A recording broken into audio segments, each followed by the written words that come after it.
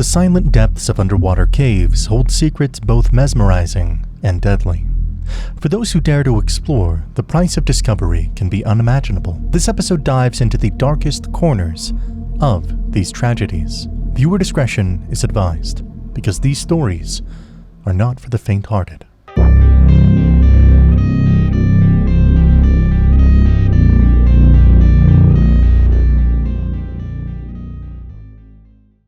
Deep beneath these sleepy hills of southeast New York lies a forgotten scar in the earth, Tilly Foster Iron Mine. Once a marvel of human ambition, this colossal pit was a testament to the industrial age's hunger for iron. The mine's history is marked by sweat, labor, and the stories of immigrant families who flocked to its depths, seeking a better life. By the mid-1800s, the mine bustled with Italian, Irish, and Australian workers, their chatter echoing through the sprawling chambers far below the surface. At its height, from 1887 to 1889, Tilly Foster earned global fame as the world's largest open-pit mine, plunging 300 to 600 feet into the earth. But beneath this triumph loomed danger, an ever-present threat lurking within the fragile rock walls. On the bitterly cold morning of November 29, 1895, the mine bore witness to its darkest day. Heavy rains had soaked the region for weeks, saturating the ground and whispering ominous warnings to the men below. Two crews, 35 men in total, descended into the mine's depths that day, unaware that they were stepping into a deadly trap. They had weathered storms before. Why would this time be any different? As the hours passed, the air grew thick with an uneasy stillness. Then, without warning, the earth groaned, a deep, primal sound that seemed to come from the core of the planet itself. In an instant, tons of rock and debris cascaded from the ceiling, swallowing the workers in a violent deluge. The crash echoed through the mine, a sound so loud it was said to have been heard on the surface. Men shouted, screamed, and scrambled for safety, but there was no escape. When the dust settled, 12 lay lifeless, buried beneath the jagged remains of what once held them aloft. Some bodies were so mangled they could only be identified by the personal effects found near them. The rescue efforts began immediately, driven by desperation and the faint hope that someone might still be alive. As the hours turned into days, the mine became a sight of grief and horror. One rescuer, unable to bear the sight of his mutilated comrades, succumbed to his injuries, bringing the death toll to 13. The Tilly Foster disaster etched itself into history as one of the most gruesome mining tragedies of its time, a haunting reminder of the perils lurking beneath the surface. After the mine's closure in 1897, Tilly Foster's story took a sinister turn. The yawning chasm became a dumping ground for secrets. Mobsters reportedly disposed of cars, trucks, and bodies in its depths, erasing evidence with the mine's eerie finality.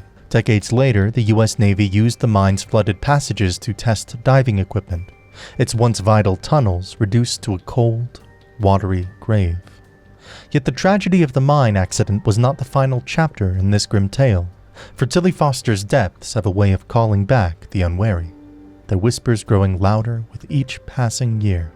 By 2017, the site was a murky labyrinth, flooded and cold, its depths a repository of mysteries and horrors. It was into this forgotten abyss that divers Bob and Dan ventured on November 19, 2017, driven by grim purpose. A missing girl, Robin, just 17, was believed to have met her tragic fate here, her body discarded like so many other secrets swallowed by the mine. For Bob and Dan, this wasn't just a dive. It was a mission for answers. The surface waters bellied the danger below, calm and deceptively inviting at a temperature of 70 degrees Fahrenheit or 21 degrees Celsius. But even a few feet down, the temperature plummeted to a bone-chilling 42 degrees Fahrenheit or 5 degrees Celsius. At 175 feet, 53 meters, the mine's depths were as inhospitable as they were unforgiving. Visibility was nearly non-existent, the blackness enveloping everything in a disorienting veil. Still, Bob, an experienced diver, was confident. The plan was clear, a 90-minute dive with a descent to 300 feet. They'd search, document, and surface. What could go wrong? Bob entered the water at precisely noon. He carried a tank, already half empty, a decision that would later haunt those who reviewed the incident. As he descended into the black, Dan stayed behind to monitor from above. The minutes ticked by. Then, just past the half-hour mark, everything began to unravel. Somewhere in the cold, crushing darkness, Bob encountered a tangle of cables, remnants of the mine's industrial past. The complex nature of the mine, combined with the near-zero visibility, caused his orientation to falter. As he tried to free himself, panic set in. The clock on his air supply was ticking, his breaths quickening as fear overtook logic. At 12:34 p.m., Bob's tank ran dry. His final moments were spent grappling with cables, the water an icy shroud around him. The rescue operation began as soon as Bob failed to surface. For 25 agonizing hours, teams worked to recover his body, navigating the same treacherous conditions that had claimed him. When they found him, still entangled in the cables, the reality of his final struggle was devastating. Bob's death was attributed to a deadly cocktail of disorientation, panic, and poor preparation, a fatal error in an environment that allowed no room for mistakes. The search for Robin, the girl whose story had drawn Bob and Dan to Tilly Foster, was abandoned after his death. Her fate remains a chilling mystery, and the mine holds on to its secrets. Its waters a graveyard for both the lost and those who dared to seek them. Located in the hauntingly beautiful Apicensi Mountains, Izbucul Tauz Cave in Romania is a place of eerie allure.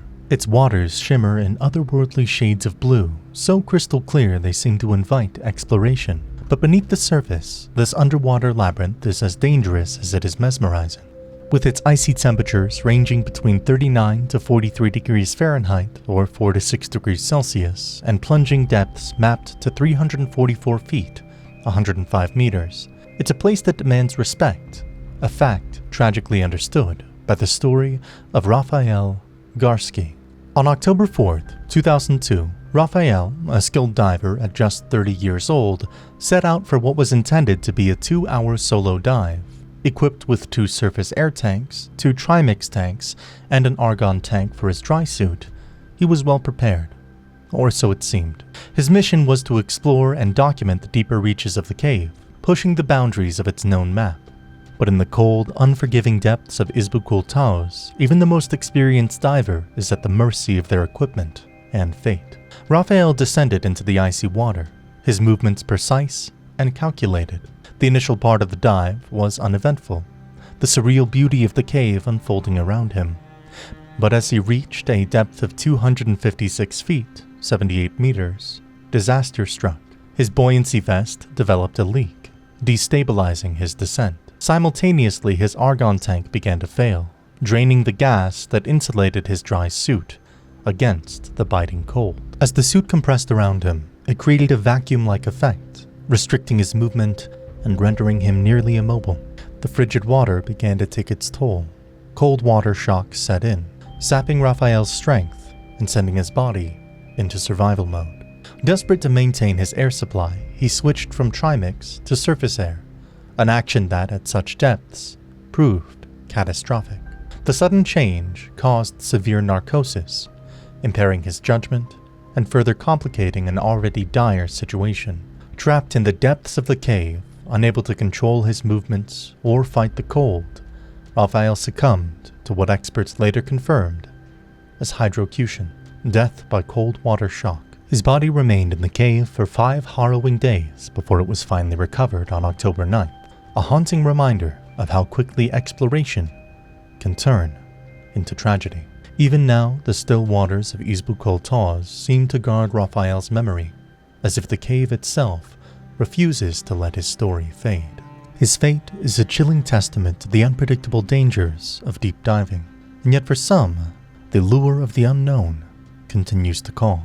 The question remains, what other secrets lie hidden in these depths, waiting for the next brave soul to uncover them? If you enjoyed this video, please subscribe to the channel to see more videos like this.